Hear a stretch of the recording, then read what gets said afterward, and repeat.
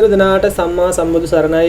උතුම් වූ මතුබුදු වන ශ්‍රී සිද්ධ සත්පත්තිනි දේවමෑණිය අම්මගේ පිහිට ආශිර්වාදයේ සියලු දරුවන්ට ලැබෙන්න කියලා මුලින්ම මම ප්‍රාර්ථනා කරනවා.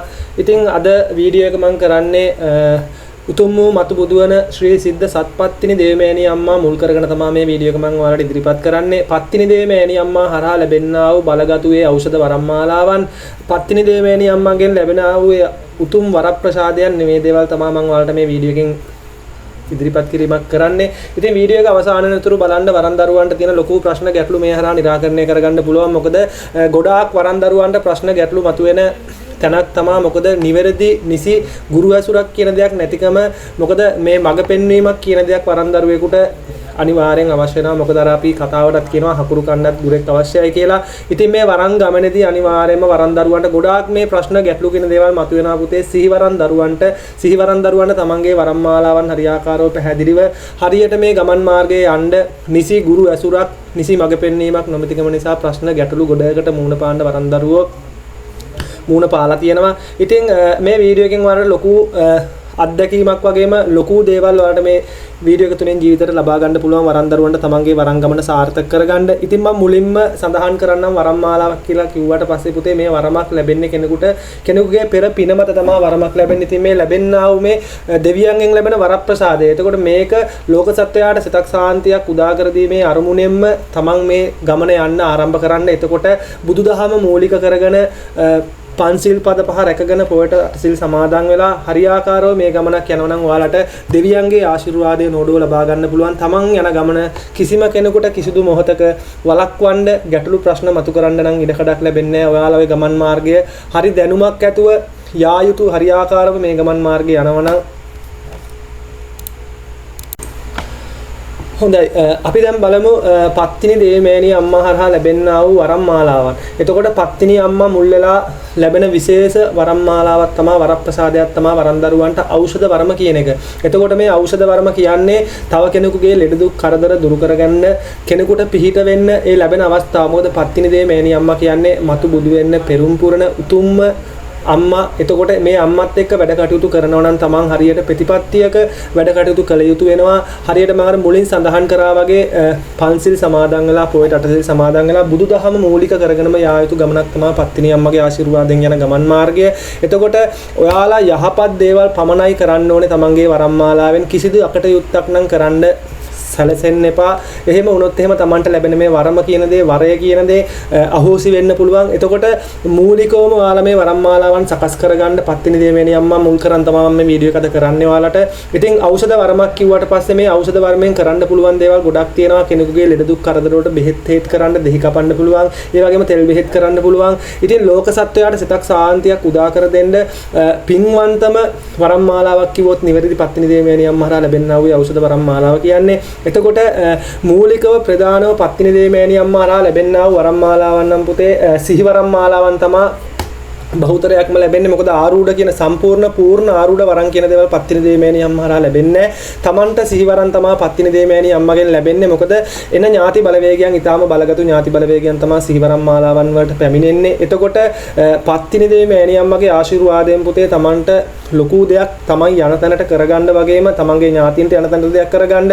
ඒ වගේම ලෝක සත්වයාට සිතක් සාන්තියක් උදා කර දෙන්න ලැබෙනා වූ ඊටා බලගතු වරප්‍රසාදයක් තමයි පත්තිනි දේවමෑණිය අම්මා හරහා ලැබෙනා වූ මේ ඖෂධ වරම් මාලාව කියන එක. එතකොට ඔයාලා මූලිකවම තමන්ගේ වරම් මාලාවක් හරියාකාරව සුද්ධ කරගත යුතුයි. එතකොට ඒක කරගන්න මොකද මූලිකම හැමදාම සඳහන් කරන්නේ වරම් මාලාවන් වල හිර කියන දේවල් තියෙනවා නම්, වරන් දෝෂ තියෙනවා නම්, භූමිය වල දෝෂ තියෙනවා නම් තමන්ගේ ඥාතින්ට හරියාකාරව තමන් ළඟට ඇවිල්ලා ඒ අවශ්‍ය වැඩ කටයුතු සිදු කරලා දෙන්න බැරි වෙන්න පුළුවන්. එතකොට අපි මූලිකවම වරන් සුද්ධ කර ගැනීමක් කරගන්න ඕනේ. ඉන්න ඥාති බලවේගයන්, අසුද්ධ බලවේගයන් ඉවත් කරලා පිහිටට ඉන්න හොඳ බලවේගයන් හරියාකාරව බල ගන්නවල ඒ දේවල් හදාගත්තට පස්සේ සිද්ධාස්ථානවල අවසර ගැනීමක් කරන්න ඕනේ පුතේ. වරම් මාලාවන් වල හිර කියන දේවල් ඉවත් කරගෙන වරන් සුද්ධ කරගත්තට පසුව. නමුත් අර තමන්ට හැකි අවස්ථාවන් වලදී සිද්ධාස්ථාන වලට ගිහිල්ලා දෙවියන් වන්දනාමාන කරන එකෙන් තමන්ට ලොකු ආශිර්වාදයක් දෙවියන්ගෙන් ලැබෙනවා. නමුත් වරන් අවසරයක් හරියාකාරව ලබා ගන්න නම් වරන් අනිවාර්යයෙන්ම සුද්ධ විය යුතුයි. වරන් සුද්ධ කරගෙන ගියොත් තමයි ඔයාලට වරන් අවසර හරියාකාරව ඥාතීන්ට ලබා ගන්න ඉඩකඩ කියන දේවල් ලැබෙන්නේ. ඒ කාරණාව සිදු වෙන්නේ මෙහෙමයි. ඔයාලා හිතන්න උදාහරණයකට ඔයාලගේ ඥාති බලවේගයන් යම් කිසි කෙනෙක් විසින් හිර කරගෙන වැඩ කටයුතු ගන්නවා. එතකොට ඔයා යනවා සිද්ධාස්ථානයක වන්දනාමාන කරන්න. එතකොට ඔයාගේ වාගේ ඥාතිය යම් ස්ථානයක හිර වෙලා ඉන්නේ. එතකොට ඔයා සිද්ධාස්ථාන කියලා වන්දනාමාන කළේ අවසර කියන දේවල් පැතුවට වාගේ ඥාතිය ඒ ස්ථානෙට පැමිණෙන්නේ නැහැ. එතකොට ඒ අවසර කියන දේවල් ලබා ගැනීමේදී ගැටලුවක් කියන දෙයක් ඇත්තටම මතුවෙනවා. ඒකයි වරන් සුද්ධ කර ගැනීමෙන් පසුව සිද්ධාස්ථාන වන්දනාමාන කරගෙන දෙවියන්ගේ ආශිර්වාදය හරියාකාරව අරගෙන මේ ගමන නිවැරදිව ගියොත් ඔයාලට ඒ ගමන හරියාකාරව යන්න අවස්ථාව කියන දේ ලැබෙනවා. ඉතින් ඔයාලට දැන් මේ දැක බලා ගන්න ලැබෙන්නේ මිහින්තලේ සතර මහා දේවාලයේ කතරගමදී පවත්වන්නා වූ වරන්දරුව සමග ඒ වරම් පූජාව වරන්දරුවන්ගේ වරන් අවසර අරන් දීම. ඉතින් මිහින්තලේ සතර මහා දේවාලය හරහා ඔයාලට පුළුවන් ඔයාලගේ වරන් ගමනේදී ඇති වෙන සියලු ප්‍රශ්න ගැටලු කියන දේවල් හැම කරදරයක්ම දුරු කරගන්න අවස්ථාව තියෙනවා.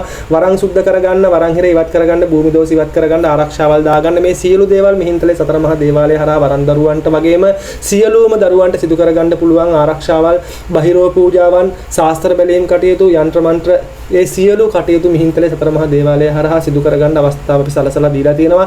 ඒ වගේම තමයි වරන්දරුවන්ට ඔන්ලයින් හරහා වරම් පරීක්ෂා කරගන්නද අපි ක්‍රමයක් හඳුන්වලා දීලා තියෙනවා. ඉතින් ඔන්ලයින් හරහා ඔයාලට පුළුවන් වරම් පරීක්ෂා කරගන්න, භූමි පරීක්ෂා කරගන්න, ශාස්ත්‍ර බැලීම් කටයුතු සිදු කරන්න. ඒ වගේම දේව මාලිගාවට පැමිණිලා ඔයාලට පුළුවන් ඔයාලගේ වරම් පරීක්ෂාවන් වගේම ශාස්ත්‍ර බැලීම් කටයුතු සියලු යంత్ర මන්ත්‍ර කටයුතු සිදු කරගන්න අවස්ථාව සලසලා දීලා තියෙනවා. මම නැවත සඳහන් කරන්නම් පත්තිනි දේවමෑණි අම්මා හරහා ලැබෙන වරම් මාලාවකදී ඔයාලා දෙවොලක් හදනවා නම් දෙවොලක වැඩ කටයුතු සිදු කරනවා නම් තමන්ගේ දේව මාලිගාවේ දේව භූමියට ඒ පූජා භූමියට පත්තිනි දේවමෑණි අම්මට පුද පූජාන් සිදු කරන ඒ පත්තිනි අම්මා මුල් වෙලා වැඩ කටයුතු කරන දේවස්ථානවලට පුලුටු ಜಾති ඒ වගේ දේවල් ගන්න එපා. මොකද ඒක කිසිසේත්ම සුදුසු වෙන්නේ නැහැ. එහෙම වුණොත් එහෙම දෙවියන්ගේ ආකර්ෂණය, දෙවියන්ගේ බැල්ම කියන දේ අඩු වෙනවා. මොකද එහෙම වුණොත් එහෙම දේවමෑණියන්ගේ බැල්ම අඩු වෙලා අමනුස්ස යක්ෂ පැත්තේ බැල්ම කියන දේවල් වැටෙන්න පුළුවන්. ඒ නිසා පත්තිනි අම්මා මුල් වෙලා එන වරම් මාලාවකදී තමන්ගේ දේව මාලිගාවල් වලට පුල්ටු ಜಾති දේවල් ගන්න කරන්න යන්න එපා. එහෙම වුණොත් එහෙම ප්‍රශ්නයක් ගැටලුවක් වාට වරම් ගමනේදී මතුවෙන්න පුළුවන්. එතකොට මේ ලැබෙන පින්වන්ත වරම් මාලාවෙන් හොඳට මතක තියාගන්න ඕනේ ඖෂධ වරම් මාලාවක් ලැබුණා නම් ඖෂධ වරම් මාලාවෙන් කරන්න තියෙන්නේ ලෙඩ දුක් වලට බෙහෙත් කරන එක. තමන්ගේ වරමේ ස්වභාවය මම හැමදාම කියනවා වගේ වරමේ ස්වභාවය තමන් තේරුම් ගන්න මුලින්ම තමන්ට ලැබෙන්නේ මොන වගේ වරමක්ද, ඒ වරමෙන් කරන්න ඕනේ මොනවද, කරන්න තියෙන්නේ මොනවද කියන එක තමන් මූලික දැනුමක් කියන දෙයක් ලබා ගන්න ඕනේ. කොච්චර බල සම්පන්න වරම් මාලාවක් ලැබුණත් වැඩක් නැහැ. වරන් දරුවට බුද්ධියක් කියන දෙයක් නැති වුණොත් එහෙම මේ වරම හරියාකාරව හසුරව ගන්න බැරුව ගැටලු ප්‍රශ්න කරදර වලට දිගින් දිගටම මුහුණ පාන්න සිදු වෙනවා.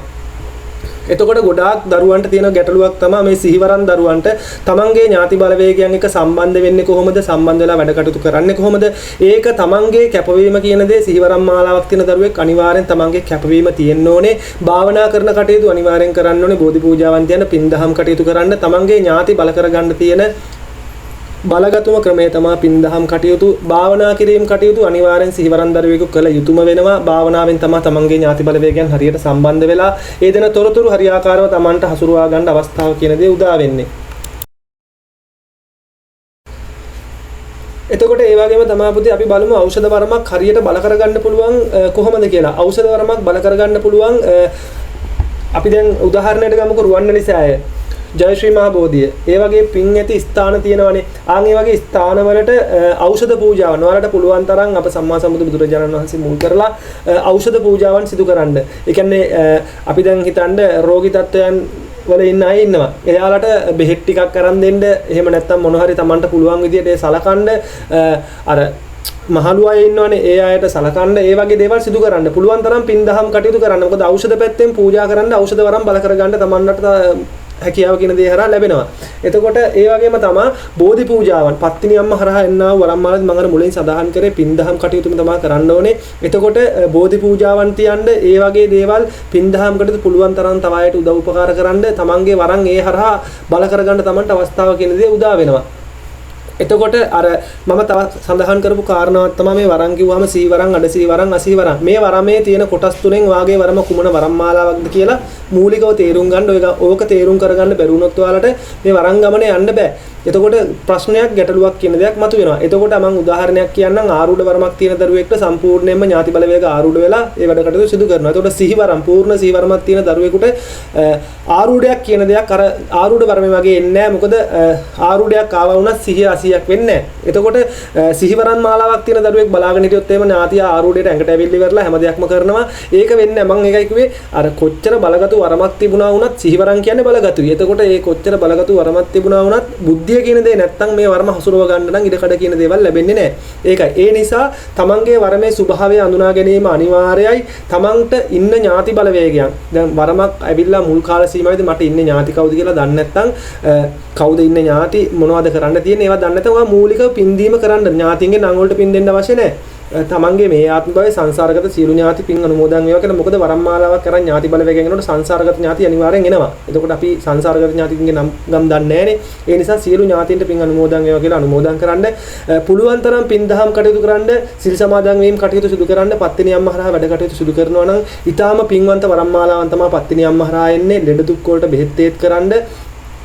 ඒ ලැබිලා තියෙන වරමෙන් වරප්‍රසාදයෙන් හරි විදිහට වැඩ කටයුතු ටික කරගෙන යන්න පත්තිනියම්මට පින් අනුමෝදන් කරන්න, ඥාතින්ට පින් අනුමෝදන් කරන්න. තියෙන ප්‍රශ්න ගැටලු කරදර කියන දේවල් තමන්ගේ හරි වෙලා වෙනකොට සියල්ල ඉවත් වෙනවා. මොකද ඥාතියෙක් කැඹුරුමක් කරන් ආව නම් අනිවාර්යෙන්ම ඒ කැඹුරුම දෙනවම තමයි. එතකොට අපි කළ යුතු දේ වෙන්නේ මූලිකව වරන් හිර තියෙනවා නම් හිර ඉවත් කරගෙන වරන් සුද්ධ කරගෙන ඒ දේවල් ටික සිදු කරගත්තට පස්සේ එතනින් එහාට තමන්ගේ ඥාති බලවේගයන් ඒ අවශ්‍ය වැඩ කටයුතු ටික කරලා දෙනවා. කරලා දෙනවා කියන්නේ කරලා දෙන්න ඕනේ. මොකද වරමක තියෙන හිර දෝෂ ඉවත් වුණා නම් එතනින් එහාට තමන්ගේ ඥාති දැනගන්න ඕනේ වැඩ කටයුතු ටික කරලා දෙන්න. මොකද ඥාතියට අවශ්‍ය දේ තමන් සිදු කරලා දෙනවා. එතනින් එහාට ඥාතියේ දේවල් ටික සිදු කරගෙන යනවා. එතකොට මූලිකව තමන්ට පුළුවන් පුතේ තමන්ගේ වරම් මාලාවන් වල තියෙන ප්‍රශ්න ගැටලු මගේ වීඩියෝ ගොඩාක් මම දාලා තියෙනවා මේ වරන් සම්බන්ධව. එතකොට ඒ වීඩියෝ බලපු නැති කෙනෙක් ඉන්නවා නම් බලලා ලොකු අත්දැකීමක් ඔයාලට ලබා ගන්න පුළුවන් මේ වරන් ගමනේදී. ඉතින් මම හැමදාම සඳහන් කරනවා වගේ තියෙන වරම් මාලාවන් වල හිර දෝෂ ඉවත් කරගෙන මේ සියලු කටයුතු සිදු කරගන්න මිහින්තලේ සතර මහා දේවාලයේ සිදු කරන්නා වූ සිකුරාදා වරම් පූජාවට සම්බන්ධ වෙලා තමන්ගේ තිබෙන සියලු ගැටලු නිරාකරණය කරගන්න අවස්ථාව තියෙනවා. ඉතින් මේ සිකුරාදා දින වරම් පූජාවට සම්බන්ධ වෙන්න අවශ්‍ය නම් ඔයාලට අපේ දුරකථන අංක දැන් පේනම 070යි 1673 කියන දුරකථන අංකයට කතා කරලා දිනයක් වෙලාවක් වෙන් කරගෙන දේවමාලිගාවට පැමිණලා තමන්ගේ ප්‍රශ්න ගැටලු සියල්ල නිරාකරණය කරගන්න අවස්ථාව තියෙනවා. ඒ වගේම තමයි මිහින්තලේ සතර මහා දේවාලයේ මූලිකත්වයෙන් සිදු කරන සියලු කටයුතු YouTube නාලිකාව ඔස්සේ ඔයාලට දැක බලා ගන්න පුළුවන්. YouTube එකේ වීඩියෝ තියෙනවා. බලන්න මිහින්තලේ සතර මහා දේවාලයේ වැඩ කටයුතු සිදු වෙන්නේ කොහොමද කියලා. තමන්ට විශ්වාසයක් තියෙනවා නම් මේ ස්ථානයෙන් තමන්ට යහපතක් සිතක් සාන්තියක් උදා කරගන්න පුළුවන් කියලා දේවමාලිගාවේ මේ දුරකථන අංකයට කතා කරලා දේවමාලිගාවට පැමිණෙන්න. තමන්ගේ දුක් ගින්දර දුරු කරලා තමන්ට යහපතක් දේවමාලිගාවෙන් උදා කරලා දේවමෑණියෝ ලබලා දෙනවා. සියලු දෙනාට සම්මා සම්බුදු සරණයි. වරන් දරුවන්ට ප්‍රශ්න ගැටලු තියෙනවා නම් මේ වීඩියෝ එකේ කමෙන්ට් එකක් විදිහට ඉදිරිපත් කරන්න. ඊළඟ වීඩියෝ එක ගොඩක් දෙනෙක්ගේ ඉල්ලීම මත ඒ අවශ්‍ය කාරණාවන් මුල් කරලා මම වීඩියෝ එකෙන්ම කියලා දෙනවා. ඒ වගේම තමයි තමන්ගේ ප්‍රශ්න ගැටලු කමෙන්ට් එකක් විදිහට දාලා තිබුණොත් ඒවට පිළිතුරු සැපයීමද අපි සිදු කරනවා. සියලු දෙනාට උතුම් වූ මතුබුදු වන ශ්‍රී සිද්ධ සත්පත්තිනි දේවමෑණියම්මගේ පිහිට ආශිර්වාදය ලැබේවා. යහපතක්ම වේවා.